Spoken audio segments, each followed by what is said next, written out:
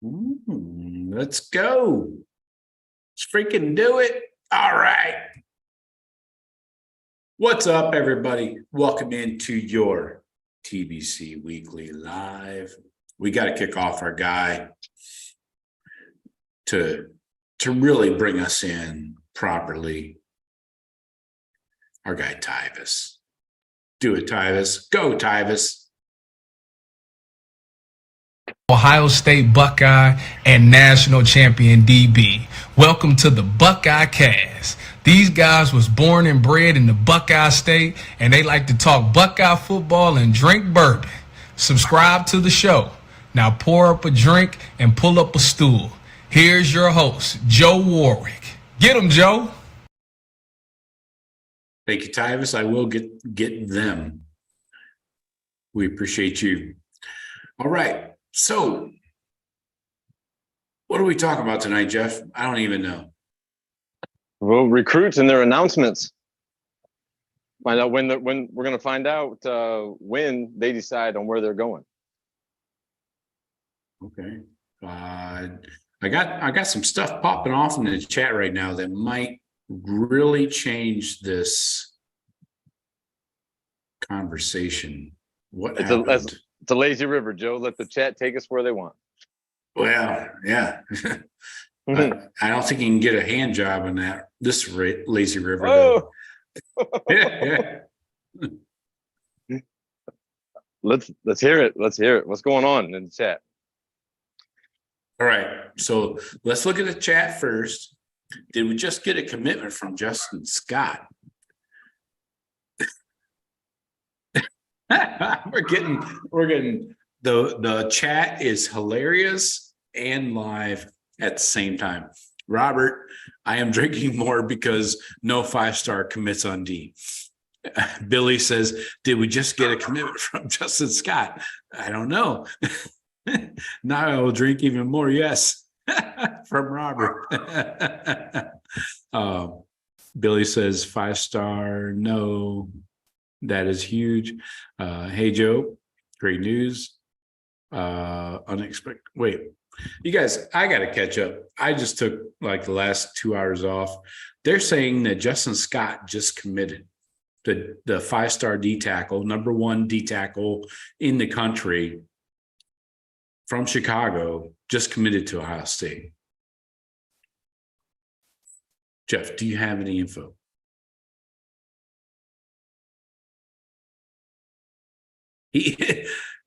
Wow, this is huge. I'm on Twitter right now. This happened. This is a real thing. Holy shit. Hell yeah. Now I'm not doing a breaking news tonight. I'm sorry, I'm not going to have time. He said, check this out. Check this quote, Jeff. Give me your reaction to it. Quote, I was ready to commit to Michigan, and then we visited Ohio State. And the one thing they pushed them over the top was getting coached by Larry Johnson. So Larry Johnson's never going to die. We've established that. Right? Yeah. Yeah, he's must be still at the top of his game. No surprise. No surprise that a kid would be ready to, be like what he hears from Michigan, and then actually get on campus at Ohio State, talk with everybody he needs to there, and be flipped. That doesn't surprise me at all. I gave a little nod to Larry and a little raise in my glass. Salute, brother. Yeah, we salute you. Yeah, we really thought Miami was going to be a strong player there recently in his recruitment. He had an announcement date back in January that he suddenly put off and reopened his recruitment. And he was like 100% Notre Dame back then, being from Chicago, obviously. But then reopened his recruitment, canceled that decision date in January. And we thought, he was visiting Miami, Michigan, Ohio State, of course, but it was like we thought this was going to go through the season. Like there was no info coming out of that camp or whatever you want to call it, family. Yeah, I hadn't And- heard any rumors about him, And being it close to was the it was going to go through the season. That's what we've been hearing Right. for since he visited Ohio State the last few weeks. We thought this was going to go through the season and be more of a December decision, maybe even longer. But wow, hands down to, or hat tip actually to Larry Johnson. I drink to you, sir. Here's a shot. Yeah, little Weller special reserve for you, sir. Well deserved on the reserved. So good shit, guys. I love you guys bringing the info in here, giving me some stuff. Obviously, some pre-4th of July fireworks that we needed. This is insane. Thank you, Daniel. Yeah, Daniel recognizes Tyvus. Yep. This is awesome. Yeah, good point, Daniel. Daniel says, can we get a live look at Notre Dame fans right now? Oh, wouldn't that be love great? to see that, right? An interior guy, 6'4", We 310. badly needed him. Huge. Number 2. He moved up to number 2 on our list as far as rankings. He's the second highest next to Jeremiah Smith. Just moved past Mylan Graham. Awesome. We needed the interior because, like we said, Tyleek and Mike Hall could both be leaving this year if they have great seasons. Yeah. So depth was going to be an issue. This guy could at 6'4", 310. He might be getting the playing time as a freshman if needed. So huge pull by Larry Johnson. And the key was, let's keep him I remember hearing back when he visited just a couple of weeks ago that his mom really wanted him to stay in the Midwest. That was someplace easily drivable from Chicago. And, you got Michigan, Ohio State, Notre Dame. That's it. She obviously was not down with Notre Dame, Miami. So it was just a matter of beating those other schools. And we did that. It's awesome. Yeah, because we're the furthest away of the 3. Chicago's damn suburb. It's pretty much right there. But that's huge. And when you hear Miami, you always wonder, well, are they going to be persuaded by is Miami throwing money around? Right. Is that a real contender sometimes? Not so much. And then you don't know what the kid's focus is. Is the kid looking for a big bag? Or is they just like, being down south of Miami? You get to Miami's campus, it's probably not a bad, Coral Gables is not a bad locale to recruit. Yeah. So you never know what the kids, what is he like just like being down in Miami? Does he like the money that they're flashing? Because it's really not, and Cristobal's a hell of a recruiter. So it's hard to say what the kids what they're doing when Miami's in the picture. But when it comes down to Michigan and Notre Dame and us, I like our chances all day, every day. And now that NIL has been equalized for the most part, I know there's probably some programs out there throwing a little bit more depending on the recruit. But I think now that NIL, especially for Ohio State, has been more equalized, and we've seen some holes in the Miami NIL and Florida and Tennessee and some of these other programs, maybe not fulfilling on their contracts. Right. And whatever the hell happened in A&M, probably lost, like quarter of their number 1 recruiting class. That seems like an obvious money issue. Yeah. Right. So yeah, I mean, you're right. I think now that these schools up north we've gotten kind of organized on it and gotten a better grasp of it. And I like the way that Pantone said they were going to approach this. If a kid's number one focus is how much can I get paid, they're going to pass on it. They're gonna find the kids that want to be developed and be NFL players and help win championships. I'm glad to see Justin Scott as one of those kids. Good for him. I think he made a great choice. Hopefully health follows him and he's gonna be great. Yeah, it's gonna be great for us. Yeah. Hell yeah. So That's the way to lead off the show right there, boy. oh yeah, that's the way to start it off right there with a 5-star get in the middle of or beginning of July, not even the middle yet.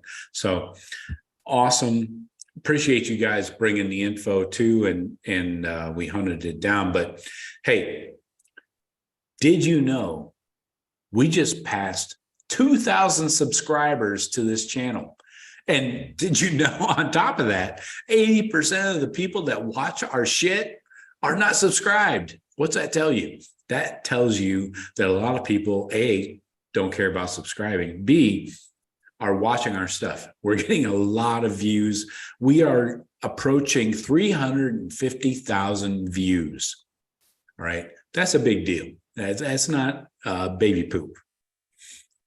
Greatly appreciated to everybody out there. I raise a glass to all of you. Thank you. Right. It's fun sitting around drinking bourbon, talking shit with my brother and one of our other friends about Ohio State. I'm glad y'all are listening. Stay tuned, and we'll try to make it entertaining for you. Cheers. Yep. And it's summertime. It's a midsummer. Most people aren't really subscribing to stuff, but Ohio State football never sleeps, and the need and the want for Ohio State football never ends. So even through the summer, and like we've talked about a million times, right now, June and July are the heavy recruiting times. Everybody loves recruiting. Who's next? Who's the next guy coming in? I got to know. And we just, have illustrated that here with Justin Scott. But we appreciate everybody. Thank you so much. I exchanged a lot of personal messages with you guys, and I really appreciate the contacts. But we have another goal. So we're setting another goal, Jeff. I want you to be a part of this, and I want you to drive it. Not with your car or your truck or your lawnmower.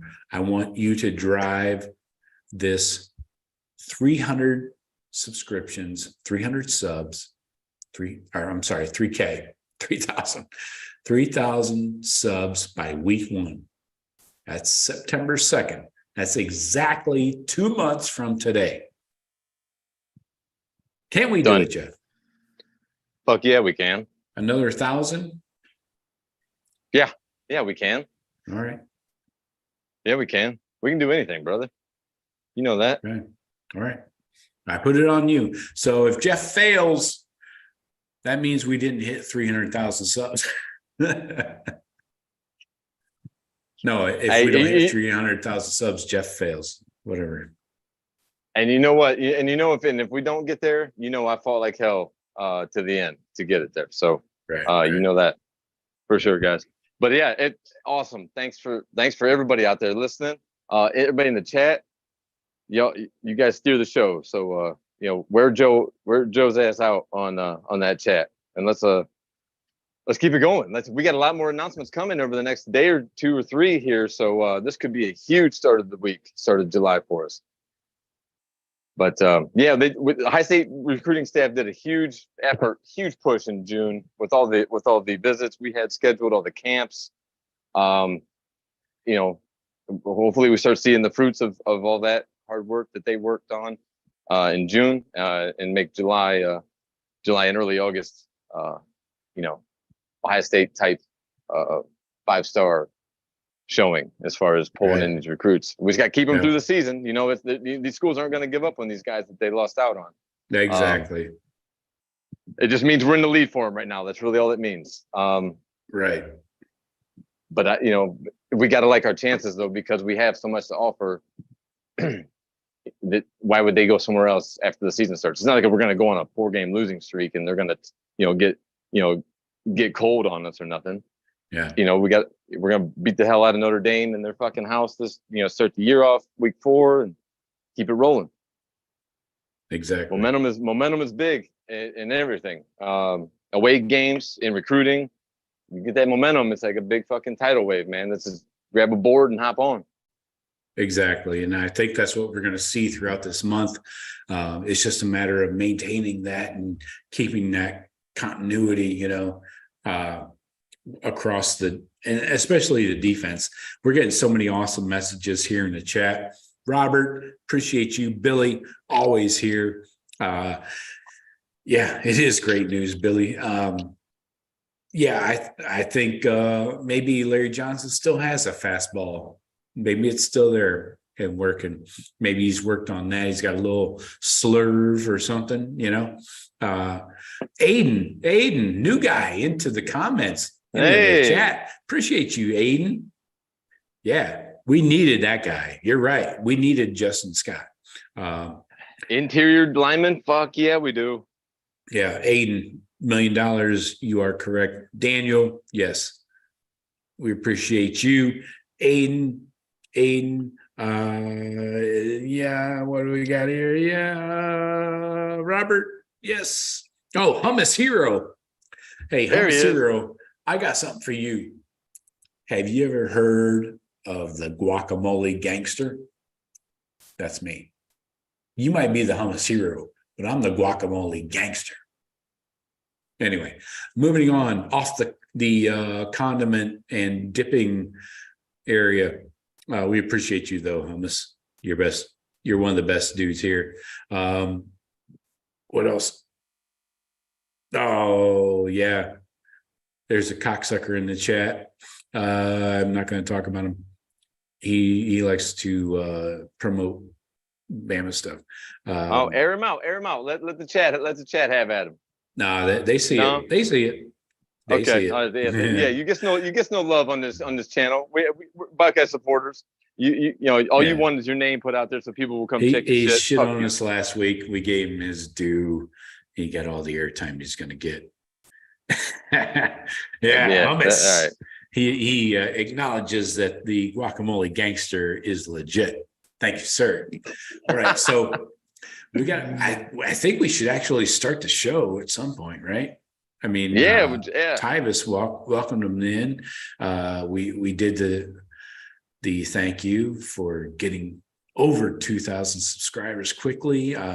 Hey, if you guys want to check out the message board, if you subscribe, you'll get notified when I post messages on this YouTube message board. It's pretty much just a wide open message board. You can comment on my posts and shit.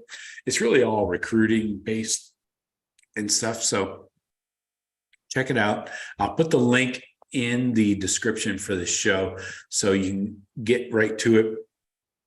It's also accessible from, I don't know if you're on your phone or your laptop or whatever, but there's a tab that's called Community. If you go to that, you'll see all my posts. Lately, it's been all recruiting shit. So check it out. A lot of stuff there, and you can interact. We've gotten a lot of comments lately, especially with the guys that have committed and stuff. So, all right. So let's get into the show, Jeff. Brace yourself. I'm going to need your input on a lot of these recruits. So I hope you've studied up on your 24/7 scouting reports and stuff. So first off, we're going to talk about right now, coaches are on vacation. The Ohio State coaches, all college coaches, for the most part, are on vacation for a couple of weeks. Let them, get their shit together, chill out with the fam, go to an island or a beach somewhere and roast your ass off. Because if I see any Buckeye coaches over here at the beach, I'm going to be like, why are you here? I would just stay home. It's 1,000 degrees right here. Anyway, Big Ten Media Days coming up here in just a few weeks. So this July is going to be crazy fast. I do a breaking news segment for the new listeners for every new recruit. Obviously, I can't do Justin Scott right this second, but I'm going to do a profile and an entire episode about Justin Scott as a breaking news segment. Keep it locked in here. Those are going to come hot and heavy this month. Justin Scott is just the beginning. But so we got Big Ten Media Days at the end of the month, 26th to the 27th of July.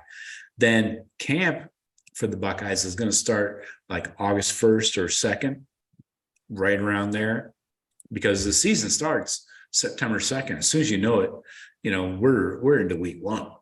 And I'm hoping that we get a lot of media attention into that August camp.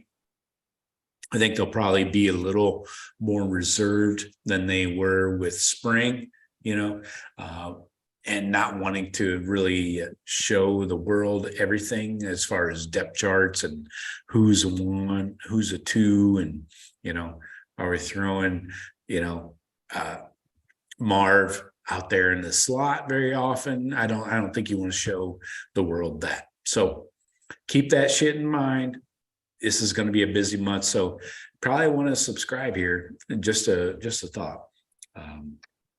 Jeff, I really wanted to lead off though with your thoughts on these recruiting tactics for Aaron Scott. Have you seen some of this shit coming out of Michigan? And I'm not saying Ohio State's innocent in this game playing back and forth, but have you seen some of the tweets from Charles Woodson to Aaron Scott? No. Braxton has also tweeted at Aaron Scott. Do you think this stuff is a little cringeworthy? I'm not aware. I have not seen anything of any outside, former players or on either side or whatever reaching out to him. No, I really haven't been on Twitter much, Joe. Running the landscaping business in July in Florida. I've been pretty fucking tunnel vision on getting a lot of work done. So no, I haven't followed a lot of the Twitter space stuff with Aaron Scott. As far as the answer to, in general, the overall of former players, competing for getting attention to a recruit, I'm not really here for it.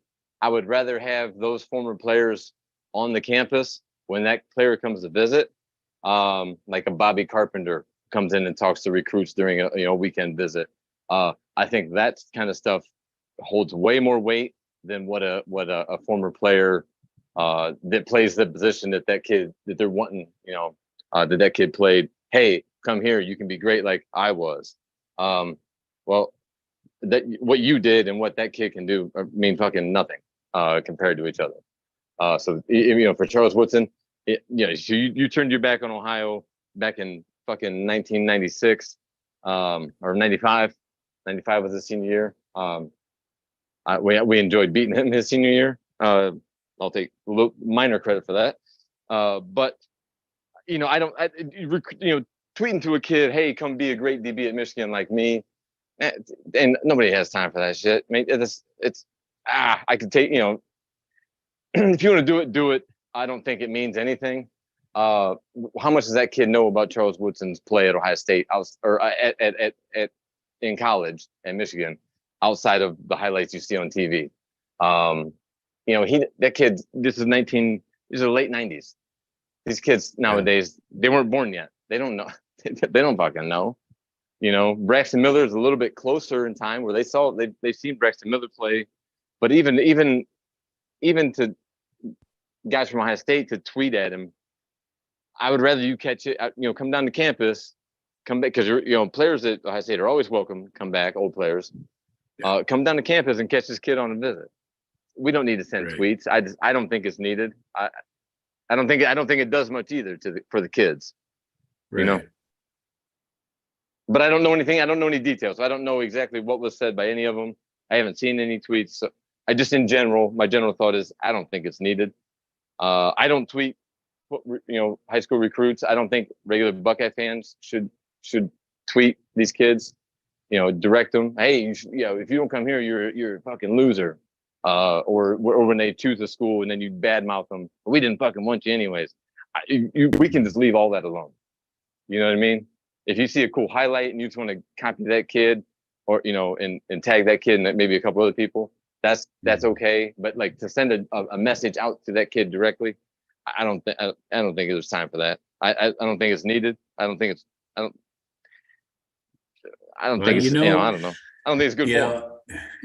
Yeah, it looks a little tacky to me, but if it, looking at it from a Charles Woodson point of view, I wanted to back up something you said midstream there was, Charles Woodson is a sellout. I reflected this in a comment or two today, or it might have been yesterday on YouTube. People talking about Charles Woodson, and is actually a Florida Gator fan that prompted me. He said that Charles Woodson seems like a sellout, and I said, yes, that's exactly what everyone in Northwest Ohio called him back in the 90s, and still to this day. I don't give a shit how many trophies, Heisman's, whatever he won. Woodson is a sellout. So fuck him. And to the recruiting aspect of it, I don't know. I understand the point of using your legends. Ohio State has used Braxton, Troy Smith, so it's kind of tit for tit thing, but I don't know. I'm not a fan of it. I think it just looks shitty. So but anyway, people will forget about it, Yeah. I think there's a difference between having your former legends who are back living still, they have maybe went on to the pros or went on into business or whatever their lives, but they've still moved, still live in the town near the campus. Ohio State has a bunch of that because Columbus is a beautiful city, and when you are it's a real city that has to, yeah, it's a real city on its own, not Outer Banks of a real city. Right. And it's and a lot of those players who they were very successful, and when you're very successful at a program like Ohio State, your name carries on for past college, past your degree, past maybe a pro career, whether it's a great career or you're kind of a hanger on in and out of the league. Those guys are all back in Columbus, so a lot of those guys, they can see kids when they come back on visits. I think it's a whole different apples and oranges, having former alums, former Big Ten, all Big Ten guys that are still living in the community who are back on campus a lot. That matters. And the rate that versus dudes just shooting tweets at people from California, or Florida or whatever. Yeah, but I do want to point out to people that Charles Woodson, we grew up in his area, like. We grew up in Tiffin in Ohio, and he's from Fremont, went to Fremont Ross. And Jeff played against him in high school. All right. So I played, and my team played, we're a couple years older than Jeff. We played against his half brother, Terry Carter. All right. From Fremont Ross. And I just want to point out that Woodson used to come to Tiffin, and he was known as kind of a bitch. He was kind of a bitch. Correct. Around Tiffin. Before he even went to Michigan, he had a reputation in our town as being just a bitch, like just another raggedy dude that would come in from Fremont. It was only like a 15, 20-minute drive. And obviously there's not a lot going on in Fremont. Not a lot going on in Tiffin, by the way, but more than Fremont. slightly. Yeah, we're splitting hairs of shit towns here. So, but I do want to point out that we do have some frame of reference with the guy. Just want to point that out. Not bragging, just saying. So, Joe, I can go one further. Just one small thing. I am actually, if you know the term, I am Eskimo brothers with Charles Woodson. If everybody knows what that means. I do know him personally. Not well. I've met the dude. I know a lot of people that do know him personally. Nobody really thinks much of him. And that was as of 20 years ago. But you're right. But everything you said was accurate. As far as how he was looked at by other dudes around town, girls. That's the main reason he was in Tiffin a lot. But exactly. Yeah, it was mainly for the girls. But anyway, so we got to talk about this recruiting class. We got some commitments popping off already. So let's talk about. We got to talk about. Teron Nichols. I believe he officially committed, not recruited. Did he commit to Kentucky on the record? It's not. Yes, he did. Yes, he did. I believe it was around 7 p.m. tonight. So, Okay. He did. Okay. That was the 4-star Cincinnati corner, committed to Kentucky. He had Kentucky, Michigan, Penn State, West Virginia, Ohio State. Never made an official visit to Ohio State, by the way. So I'm not sure how many of these schools were actual real options for him. I think that's why he probably ended up at Kentucky. But we know that Vince Marrow wants grown men, grown as in GROAN.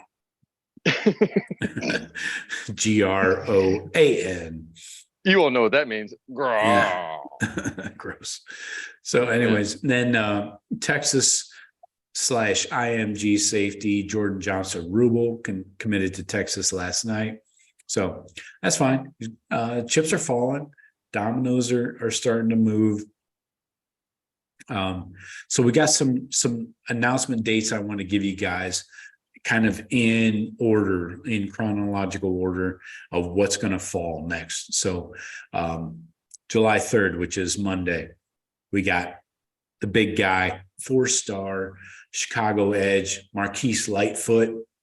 He is a 9.629, nationally a top 70 guy, number 6 edge.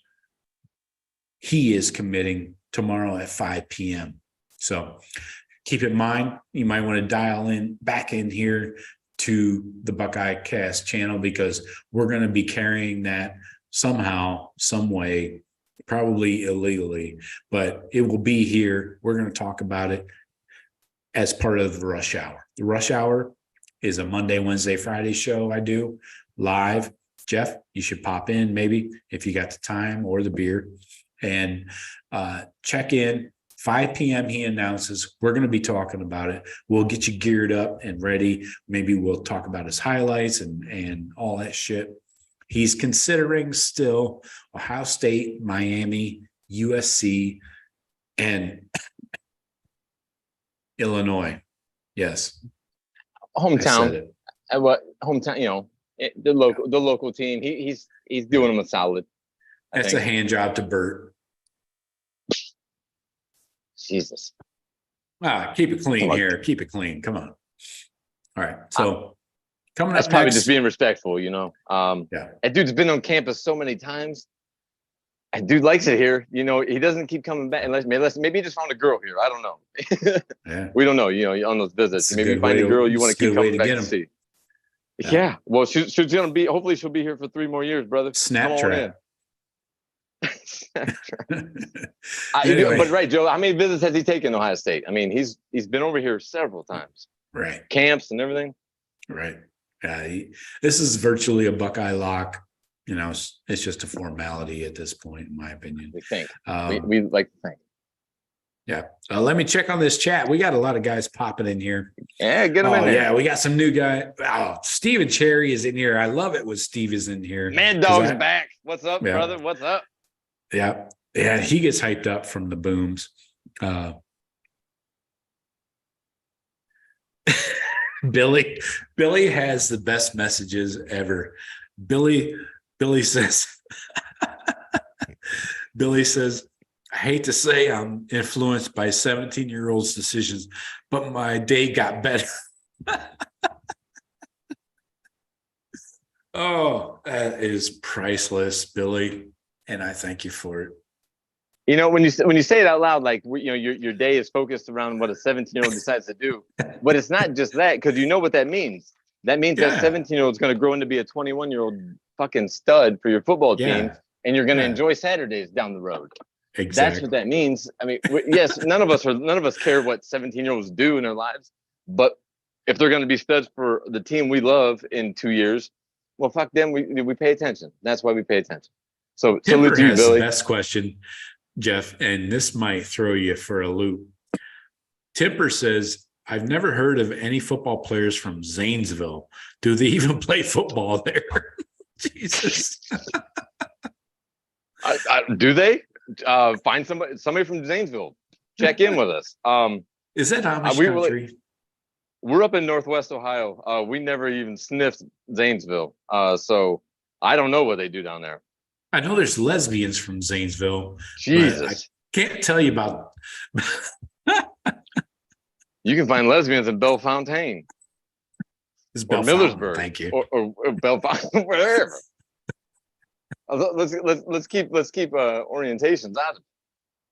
Oh, I don't this know. show is going off the rails. I've never met anybody from Zanesville. I know there's people there because the census says so. But I don't know. Does Zanesville play football? A question out to the chat. They actually have an Ohio University campus there, Ohio. There is a Bobcats. Muskingum Ohio State branch as well. That's as far as I'm researching that tonight. You're about to get corrected on the pronunciation of Muskingum. Now, I'm sure. Yeah. So anyway, let's get back to the recruiting shit. I appreciate the comments in the chat because that's probably some of the funniest shit I've seen in quite a while. Let's talk about linebackers. We touched on Marquise Lightfoot, not related to Gordon Lightfoot, by the way, and the wreck of the Edmund Fitzgerald. So different guy. Nice pull there, Joe. Nice pull. Thank you. The big league you call get you gimme. Let's talk linebackers here before we get too far off the course. Let's head down to South Florida. St. Thomas Aquinas, 3-star. Nicholas Rodriguez, 6'1", 190. He is an 8850 rating. I'm going to go ahead and pass on this guy. Well, I tell you what, Joe. I mean, I haven't seen any tape on him, but I'm looking at the schools he's considering. Yeah, he's looking at Missouri, us, West Virginia, and Louisville. Now, if he's really in the toss-up between those 4 schools, I don't know what the toss-up is. It seems to be a heavy Missouri lean. Apparently, I don't know why, but maybe because we're not showing him the love. Maybe we're holding out for somebody a little higher. He's a take for the Buckeyes. No. Have they offered him though? I mean, he's considering us, but he's got an offer. He had an official visit, but that's it. Just one visit. I think he probably just took it for the clout. His kids do that shit, clout chasing and shit. That's a thing. All right, let's go. It's a whole game. That's right. It's a big game. 4-star wide receiver, Maryland, Elijah Moore. He is a teammate of Dylan Armstrong, same school. But Elijah Moore is a fucking beast in that 7-on-7 shit. Oh my God. I saw him when he was out in LA. 6'4", 190. He's lowly rated, but he's got a July 4th. So coming up on Tuesday, he's got a July 4th decision date set between Florida State and Ohio State. I don't know how that's a choice. That doesn't seem realistic, but Michael Norvell has probably done a good job recruiting him, and they turned the corner. Florida State has turned the corner. They, getting back to back to where they kind of were, not where they were, kind of getting back to respectability. But a Maryland kid between Florida State and Ohio State. Yeah. Oof. I mean, if we really want him, 6'4", 190, man, he's a different big body receiver. I don't know his times as far as 40 times and stuff like that, but he looks like maybe more of a like a red zone threat type, high point in the ball, right? Type guy. Well, he's basically a big bodied Marv. Jeremiah Smith, an outside receiver. He's got the size, and maybe he's looking at Florida State, even though they have 4 receivers already committed in this class. They have 4 receivers, but maybe he's looking at being put behind, Jeremiah Smith next year. And then, he probably doesn't like the depth chart as far as his position goes. Sure. I mean, we deal with that all the time. We ink, And Milan we Graham get, too. Sorry. yeah, we get a couple commitments from these kids that are top 10 in the country. And some of these kids that are a little bit lower, they already don't want to battle. And Heartline, and they are probably totally fine with these kids that don't want to fight and compete. Right. So I mean, we're going to lose some of these kids that we're trying to fill out a class with maybe either our third or fourth receiver. I think we have two commits, right? Yeah, I'm penciling in Jeremiah McClellan from St. Louis as the third. We're just waiting on him to pull the trigger. And he probably knows that as well. So maybe, he doesn't, if he sees our three that are pretty much a done deal. And, so you can't blame the kid, go to Florida State, and fight with, he might like the three that are in front of him there, or the four in front of him there, than the three in front of us. Plus the guys that are incoming freshmen right now, we pulled a pretty good class. You know what I mean? The guys that are going to be true freshmen. And we have two first-round picks currently in the system that we're leaving. But and you got that honey fried chicken down there. We don't fall off. I mean, receiver is the one spot we're not falling off year by year. We're going to have top recruits. Now, whether those top recruits perform like top recruits, that's a different thing. And they all have yet so far. But receivers, we're gonna, if we miss out on some of these guys, I don't give a fuck. If this guy doesn't like to compete and he wants to go to Florida State so we can get on the field sooner, by all means, brother. By all means, enjoy yourself down there with who's quarterbacking after Jordan Travis leaves. That's the question. I don't know. I know we're gonna have a 5-star. I don't know what you're gonna have. All right. So let's move on. We got, and that town sucks, by the way. Tallahassee sucks as a town. It does suck.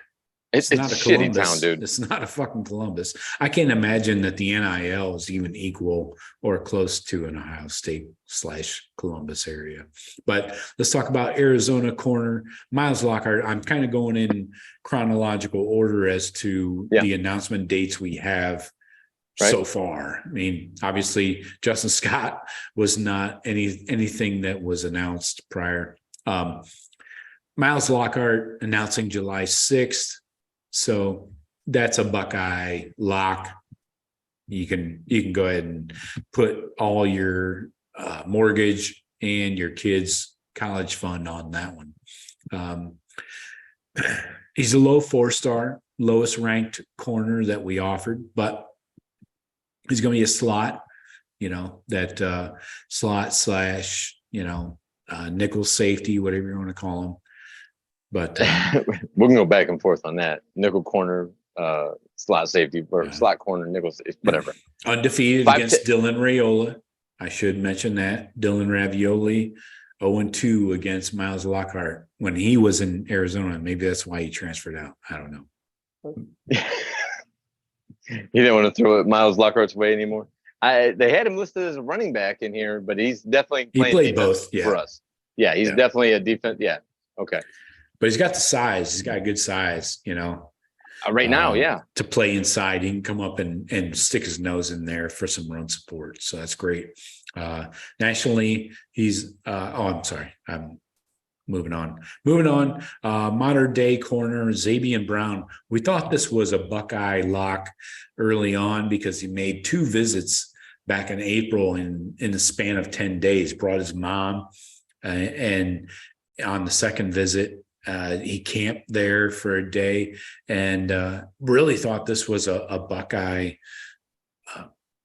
a given, really. But then he's visited Alabama, Oregon, and so I don't think the Buckeyes backed off. I don't know exactly what happened here, but he kept visiting, and so he has a decision date set for July 8th or July 15th right now. And he's deciding between Ohio State, USC, Oregon, and Bama.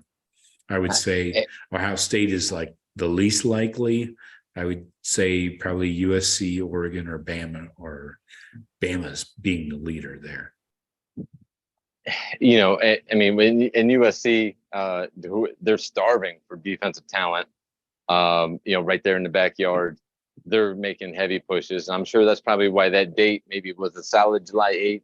but then he's like, shit, maybe I need to go. Maybe maybe I'm gonna need to go see another school. Oregon's giving good pushes. They always will dominate.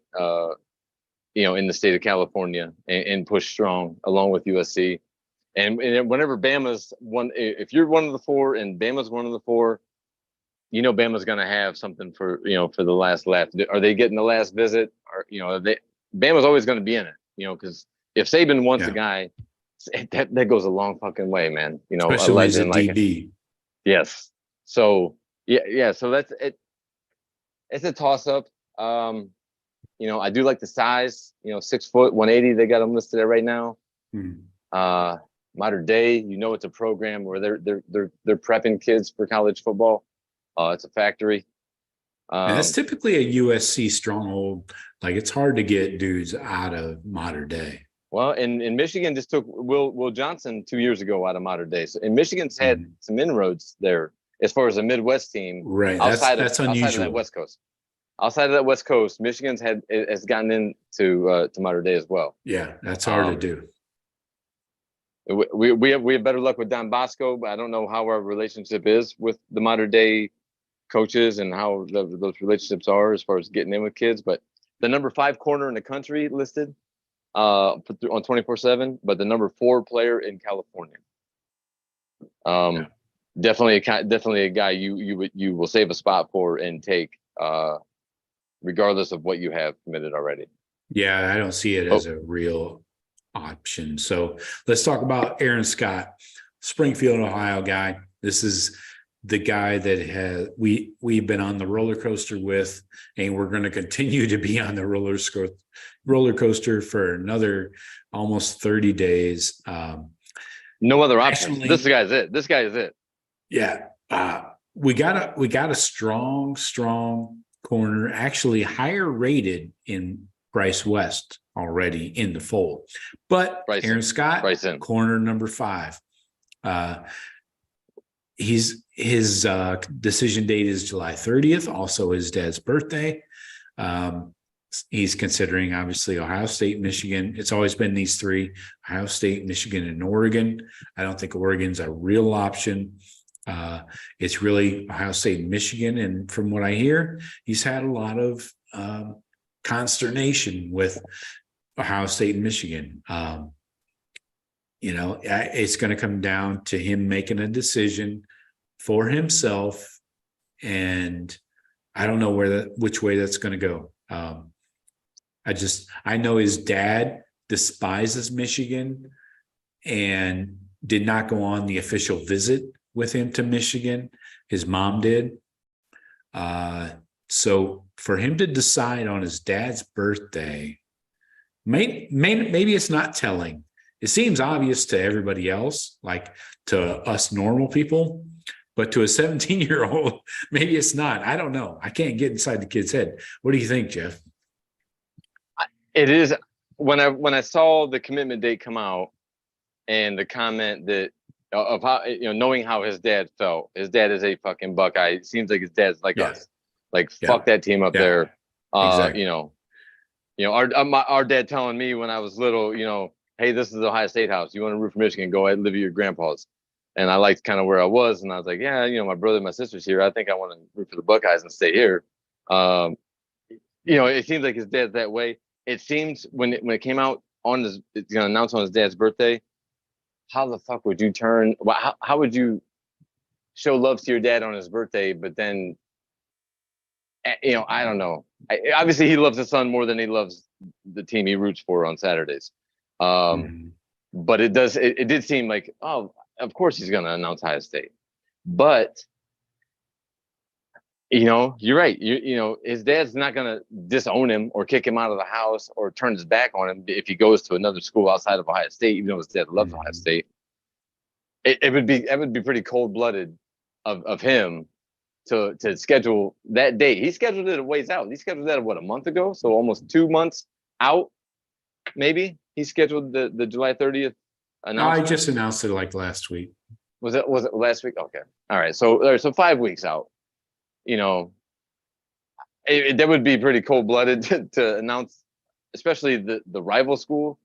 But, like I said, I wouldn't put past Oregon too. Oregon's got a lot to offer out there in Eugene. And that could be coming with a big amount of money. But he should be being around Ohio State enough. He should know that the money will come. You just got to get here first. We're not paying you to sign. Once you got to get here, you'll get the money. Right. Columbus will love you, and he's a Springfield kid. You can't lose him. You can't lose him. And I would really need to know, if we did lose him, I would really need to know. That's one kid that I'm like, give me an answer. Give me an answer of why you didn't choose Ohio State. Because what was it? Was it the money? Was it coaching? What was it? I would have to hear. Like that this kid would be one of those where I would really want to demand answer. Like why not us if it wasn't us? Right. Yeah, I agree. That's why I don't think it seems obvious, but maybe it's too obvious, That's it because it's too obvious. Yeah. I think this is an easy decision. He's talked about Ohio State, treating him like family. Michigan coaches show him some love. Obviously, Clinkscale, the DB's coach for Michigan, is an Ohio guy, so he's playing that card. Clinkscale? Yeah, I didn't know his name. I'm sorry. I don't know much about him, but anyway, all I did have a great Ohio State question. Guys. I wanted to interrupt our rundown here with Brian Robinson, Hum's hero, with a great question about any reason why the Buckeyes don't seem interested in Brian Robinson from Youngstown. Yeah, I don't know. I can't give you an exact answer to that. I will say that he came to camp in the middle of June to Ohio State, refused to work out, but for some reason came to camp with some of his teammates. And from the rumor is that he felt he didn't have to, he had not gotten an Ohio State offer yet. And his camp felt he should not have to work out to get that offer. Well, if you know Ohio State football, you're not just going to get an offer because you live in Youngstown or you're from Ohio. You got to fucking work out for Larry Johnson. That's it. It's simple. It's not a negative or a slap in the face to have to work out. And the kid wouldn't fucking do it from the advice of his camp or whatever. Doesn't matter. I think it's fucked up that somebody gave him that terrible advice, because he would have gotten the offer. The kid's a beast. He's like fucking, yeah. I was just looking at his profile here. He's like fucking 6'5". Where is he? Yeah. God damn it. I just fucked it up. Anyway, he's a beast. Trust me. He's like 6'5", 230, whatever. He's a DN that's a beast. So I don't know. I think it's just bad advice on the kid's behalf. I don't blame Ohio State in this case. He spoke directly at a camp. There's photos of it. Him talking to Ryan Day directly at the camp, but he did not work out. So I think it's pretty obvious. Maybe there's an issue there. I think he ends up at Kentucky. That's where everybody's leaning right now. I think Michigan is probably backed off. And I think Penn State's probably backed off. I think he canceled a visit to Penn State recently too. So I don't think this kid has maybe the best decision makers in his corner for him. And you're right, Joe. And I don't think Kentucky could develop him to a point where Ohio State could. And he might be one of those kids. Like maybe he's looking for the bag. I don't know the kid. But even still, can Kentucky give you more than Columbus? I don't know about that. That program, they're fighting like hell to be respectable in their conference. They're gonna fight tooth and nail. If they can get an Ohio kid that Ohio State is looking at. Yeah. Money might be an issue. It might not be, but he might be that type of kid that, the coaching staff's like, look, man, our 5-star quarterbacks come and compete and train and camp with us, and they come out and they give effort. Mm-hmm. Why? I don't know why this kid thinks he's not, or why maybe he's above that or doesn't need to. But that could turn the Ohio State staff off, and I totally get it. Yeah, I think it's bad advice from whoever is around him, his third uncle, grandma, grandpa, whatever. I don't know, but if you're not going to get an Ohio State offer just because you're from Ohio, that's what these kids sometimes feel entitled to, right? That's what is unfortunate. That it's rare that this happens, but this is one of those cases where you got this freaky edge rusher. He's going to end up at fucking Kentucky and never be heard of again, probably. But you know what? This might be a kid that a year from now, or 2 years from 2 springs from now, maybe he realizes, oh shit, I think I need to jump in the portal. That's and very maybe he sees the light, and Ohio State's like, oh yeah, all right. Well, now you see the light now. Yeah, we'll come get straight with us, because we lost 2 defensive ends to the draft this year or whatever. Right. But he has to develop, though. That's the thing. He can't just be the same guy they saw in high school. Right. So I'm sure Ohio State's left other guys behind too. So in 2024 or 2025, they need to see some improvement. Otherwise, what are we doing? 17-year-old kids, man. I mean, we both remember being 17. I was a fucking mess. There's no, I made a lot of bad decisions. I remember a lot. I remember a lot of bad decisions I made.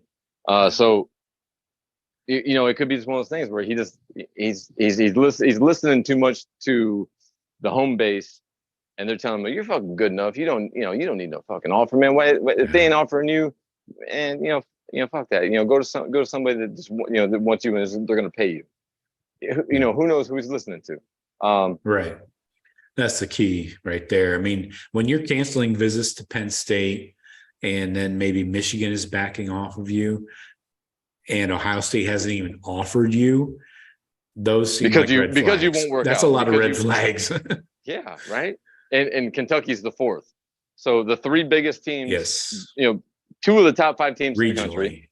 Yeah. Yeah, regionally. 2 of the top 5 in the country, and Penn State, who's building talent. I mean, Penn State's number 3 in the Big Ten right now, but they're up there. They're up there. Wait.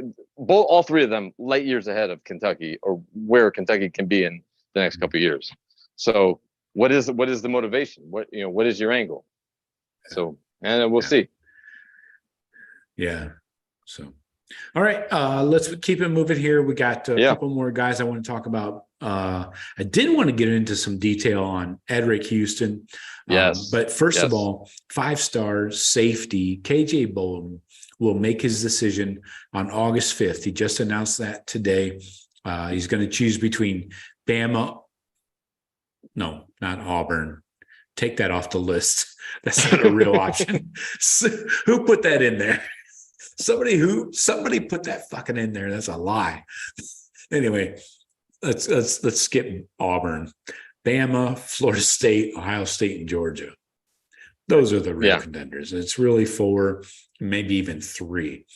So the Buckeye staff right now is actually more concerned about Alabama, not Georgia, for his recruitment. That's the inside stuff. That is real. So I am in just things I hear and see, and I'm kind of leaning towards KJ Bolden being a Buckeye, Jeff. I said this Friday on the Buckeye Rush Hour. I got KJ Bolden as a Buckeye. He's in the class. Number 1 safety in the country. From Buford, you got to keep that Buford wild card out there. Those guys, they don't like to just go to Georgia because it's in state. Buford's a monster. That's a national That's a nationwide high school program. That's right. Raiola has transferred to Buford. I don't know if he's still there. Did he transfer again? I'm not sure. I haven't kept up. But I think Buford's his latest stop. And they got other kids from Buford that everybody's looking at. It's one of those national powerhouses like Mater Dei. Oh shit! Oh shit! What? Dylan Stewart, 2 crystal balls for the Buckeyes just came in tonight, 7:06 p.m. Holy shit, folks! Dylan Stewart, the 5-star edge, out of good counsel, same high school. Oh, Jesus Christ, as Elijah Moore. This is huge, guys. This is another 5-star edge. If he falls to the Buckeyes, wow, this is huge. He set a date? Fan in the chat. What? Did he set a date? Not yet. Oh, let me double check. I just got so excited. I just pissed myself. No decision date yet. Yeah, we just got Steve Wiltfong and Brian Dong. Dong? Dong? Right? Long, Doug Dong. Oh, yeah. Oh, and Bill Kurelic. This guy is basically enrolled in Ohio State right now. This guy is taking classes online already. This is a Buckeye. He is a Buckeye, Jeff. I was Dylan expecting Stewart. him. I thought that was going to be like a National Signing Day type decision, or at one of the All-Star game, Right. type decisions. I thought he was going to take it down to the end because everybody wants Dylan Stewart. Right. Everybody. I'm sorry, I had the wrong high school. He's from DC. Elijah Moore's from Maryland. My bad. Yes. Dylan Stewart's from Friendship Collegiate Academy, where everybody's friends, especially if you go to Ohio State, obviously. Number 9 player in the country, number 2 edge rusher in the country. Wow. 6'5", 235. This is massive news. Blue chip of the blue chip. Dylan Stewart is one of those guys where he could pick what school, because they would all take him. If he wanted Bama, he could say, I'm coming. Ohio State, USC, Clemson. It don't matter any of them. Dylan Stewart. Yeah, those are those top 10 guys in the country. I don't care if you have 25 already signed. You'll make space for a Dylan Stewart. I mean, everybody will. Yeah, I would hope 5 stars is somebody you can work into your roster. But this is who we're dealing with, guys. Ohio State fans, this is who we deal with. We deal with the blue chip of the fucking blue chip, the top 10 players in the country. Larry Johnson is back. He is back. He's so fucking back. I didn't even know. I said momentum. I tell you what, man. Recruiting is just like being at a home game and getting a turnover and then getting a quick score, and you're still down 7, but now the fucking crowd's into it, and now it just feels like the pressure starts suffocating that team. It's the same thing with recruiting, man. It's these kids start seeing these other kids adding to it, and they're like, shit, I gotta get part of this class. This looks fun. I gotta jump with them. So Berm has to stop. Jeremy Birmingham, we appreciate you. We love your intel, but he says that Larry Johnson obviously and understandably will get most of the credit in the Justin Scott recruitment, but don't dismiss the importance of the relationship that Parker Fleming built with him. Sorry, Berm. I can't give Parker Fleming fucking a handoff. Our special teams coordinator. Kicker guy. I love Berm. Berm is probably one of the most tied in guys to these recruits. Right. And so he's and maybe Parker Fleming actually it could maybe he made a relationship. We have some celebrations of our independence going off in my backyard today. So excuse me for the gunshot type sounds. Is that gunshots? No, it's pretty good. Dude's got some pretty good mortars out here. It's Okay. out the back of my house, but I thought you were going to say out your back. no, no, we're good here. Maybe Parker Fleming, maybe started a relationship, and then kind of opened the door to maybe he should be accredited, Joe. We shouldn't say, I'm sure that dude works hard. We can't say that he's just I know. along for the ride. It's easy to shit on the special teams guy. Well, you're right. It's like I tell you what, nachos. I think there's a Buckeye fan over here. He's hearing all the news that we're hearing. He's like, "Fuck yeah, boom, boom, bitty, boom, boom." There you go. Little Buckeye booming. All right. So in the chat, guys, you got to get caught up. Dylan Stewart is coming to Columbus. You pencil in Marquise Lightfoot tomorrow. That's a 5 and a 4, and then the 5-star Edrick Houston. Temper, you better light something on fire. I see you. All right. So that leads us right into KJ Bolden. August 5th. We talked about who he's choosing from. We want to get into my guy, Edrick Houston. I haven't done a deep dive into Edrick Houston in quite some time. So I needed to refresh my memory today. So I went into his profile, checked him out. Lovely human being, by the way. He's a lovely man, young man. 5-star from Buford as well.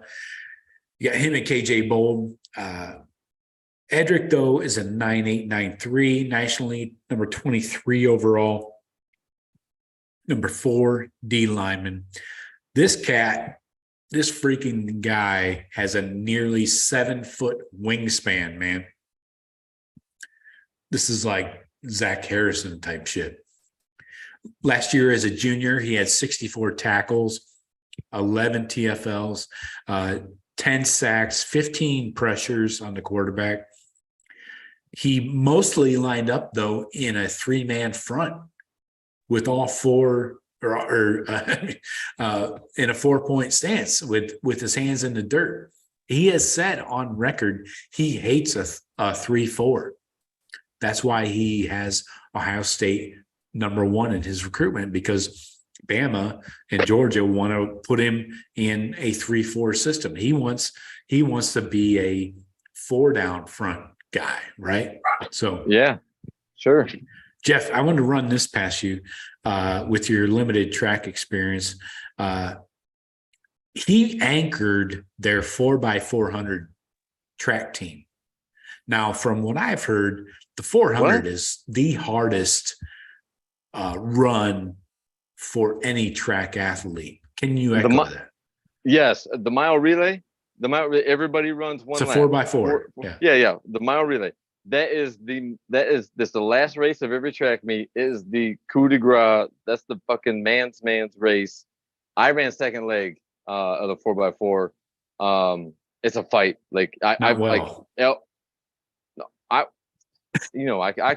could run it. I used to hawk people down, but little short white legs.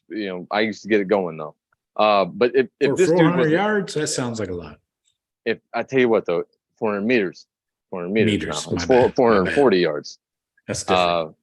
But if you run the mile relay, you're a fucking dog. You don't just have the guy given the talent and the speed, but you have the team. How do you say it? The team first mentality. Oh, okay. You have the willingness to fight, because after that first lap, after that first leg, you don't stay in your lane. It's not like the 4x1 where you stay in your lane. Yeah, you cut in. You fight. Yeah. So everybody bunches up, and that changes as your guys coming around, and it's fucking elbows, and it's you're the baton, you're shoving in people's fucking knees. Backs. I knocked the dude off the track one time my senior year, and a big invitational, and my coach was the proudest he's ever been, because he wanted the inside and I wouldn't give it to him, and it was a fight. If you run the mile relay, if you are on the mile relay team, you're a stud. And that goes a long way. That goes a huge way. If he anchored the mile relay, you're the baddest of the baddest. Yeah. For sure. Oh, by the salute to way, him. he's a big motherfucker. So anyway, on top of that, Jeff, so picture that. Okay, so picture him as a 6'6", 250 guy ish. Bro, I can't imagine a 6'6", 250 guy running them out really. I ain't never ran against a guy that was size, never seen a guy. So maybe it was his sophomore year and he put on some weight, but as a sophomore though, he made it to semifinals of the Georgia State wrestling meet 6A. He made it to the semifinals. That tells you something too. Yeah, he goes football, wrestling, and then track. That's his program through the year. And he's good at it. He's not just showing up. right. Yeah, stud.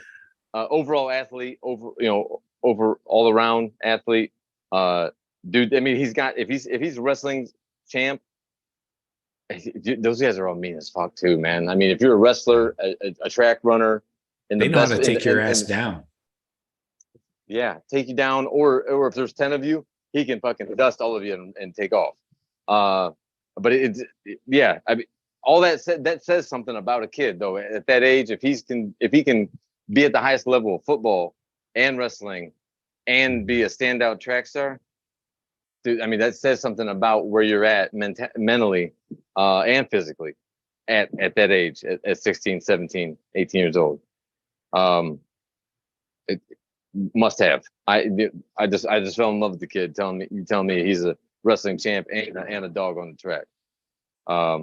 Those kids will excel at Ohio State because the mentality is there. Those are the guys Ohio State needs and wants and looks for. Right. Yeah, Temper, that's what I was talking about with Edrick Houston. He does not want to play in a 3-down front. And you're right. It does not work in the Big Ten.